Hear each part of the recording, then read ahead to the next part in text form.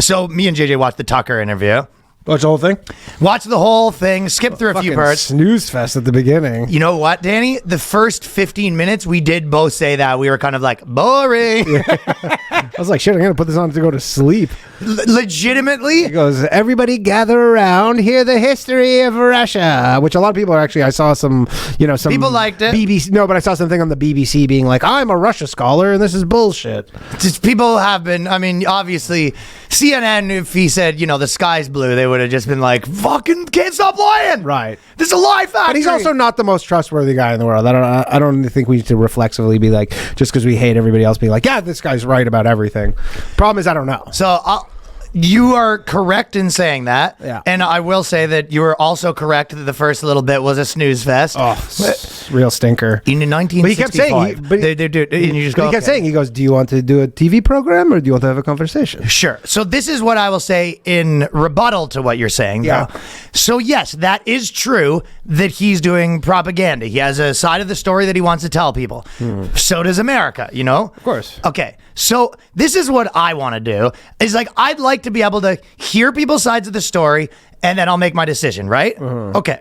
You picking up? Sure.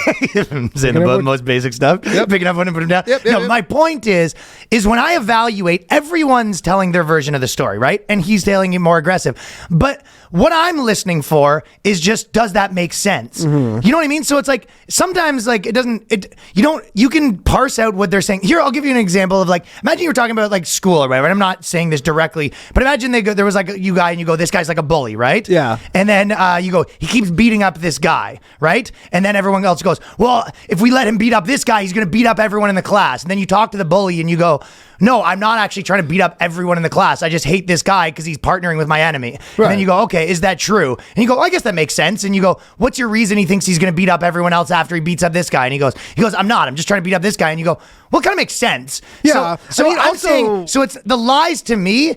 It's like, I can, whether he's lying or not, if someone tells you a lie, right? And they go, hey, like if someone says, oh, the reason I was late is because I had to go get a train ticket. And you're just like, well, you took an Uber though. You're like, well, it doesn't make sense to me. So the lie has to make sense. I'll say his most convincing argument from what I watched like about a little over half of it. His most convincing argument for like the NATO stuff is he goes like, look, we made these deals and then they basically retracted the deals. They reneged on these deals and then they want us to make new deals. And he's like, well, why would I ever agree to any new deal? Because I just expect you to constantly renege on future deals. So like, I just can't trust you in terms of like the NATO stuff. In terms of I've heard other side of that story where like those deals were not real deals. But I'm just saying that was his side of the story. You go, okay, sure. But in terms of the like, oh, well, like Ukraine used to be like those people are Russia, which is true. Like my parents are technically like my mom's. I guess you would know, yeah. My mom's from Ukraine, but they don't consider themselves Ukrainian. They're Russian. They're interesting case study. Yeah, they don't speak. And like my grandmother, for example. Did they have an alternative wedding planner? Is the question. No, they didn't. But my grandmother, like I remember asking her, like about Crimea because Russia went and annexed Crimea, but like all the people who live in Crimea, they're like, we're Russian.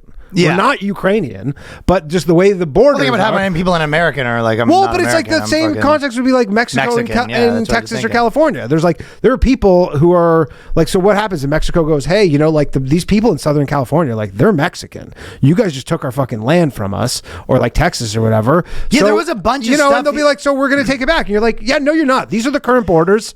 Well, that stuff was all like didn't matter as much to me because I actually agree with you that it was kind of like, yeah, that's your version of the story, and it's like you don't get the places back. It's done. You know what I mean? It's done. Yeah. However, the part where he was like, well, actually, why I did it is because NATO keeps pushing. And I was kind of like, yeah, kind of already thought that, to be honest. Yeah, exactly. Like I already sort of hold that opinion, to be honest. It wasn't really like. But he kind of was saying me, but this is the difference. This is the difference, though, is when he says it, it's like it is kind of interesting because I'm like, I hear people say that, and you're like, okay, so I know that is his position. Like, here's an example, right? Mm-hmm. If he came out and he said, no, it's not about NATO. It's about like that's our land. It has nothing to do with NATO. Then I'd be like, well, everyone in America is just like making up stuff that to be on his side. But it's like, well, that is his position, whether you agree or not. But if it's like same with Hamas right now, right? If people are like, oh, they don't want to make a deal or whatever, and if like the leader of Hamas came out and he was like, no, we actually do want to make a deal. They just won't. And then you're kind of like, okay, well, that's not what people are saying. Exactly, yeah. So at least like what he's saying does sort of make sense and sort of align with what like a lot of people already think anyway. Yeah. So it's like enough things come together where you're like, all right, that part of it seems to make sense. I guess. You know what I mean? History lesson at the beginning. History lesson. You're like, yeah, that's your perspective, and you want the place back, and you're probably not going to get it, and that's that. You know? Yeah. And obviously, people don't want you to have it. And let me ask you a question. The Nazi stuff. I was like, what I felt like that was fucking. He was trying to give a little something for the American media. He was kind of. That was him being like. Us being, saying like it's actually better for women if you're trying to play in their ballpark. Do you know when Republican candidates? Sorry, do you know when Republican candidates in America that are kind of like, oh, I'm against like progressive bullshit, but then they'll be like, as a Latin American, I actually know, like they still do it. They still do. Or like Nikki Haley recently, she's kind of like, as a woman, I know what it's like. To do this, or if I got in trouble for freedom of speech, but like that maybe that's because I'm a woman. Like they try to use it still. I felt like maybe that was a little bit Putin trying to be like, oh, I know everything. They hate the Nazis over there. And I know what this all. I mean, he was trying to justify it in terms of something like I think he thinks the West will, because the West hates. Now you guys hate Nazis. Obviously, you fought a whole war. I'm gonna make it about Nazis. So he's like, we're closer on the side than we think. He goes, we all hate Nazis, and there's tons of Nazis over there. And then he did the thing. Felt like him coming up with that to be like love. They're gonna love this Nazi bit. It was an interesting point though, where he because obviously the Canadian Parliament thing, he brought that up where he goes the Canadian Parliament, but it was weird because he goes, you don't really talk about that in the West, that the Canadian Parliament applauded. You're like, that's all they talked about for fucking weeks.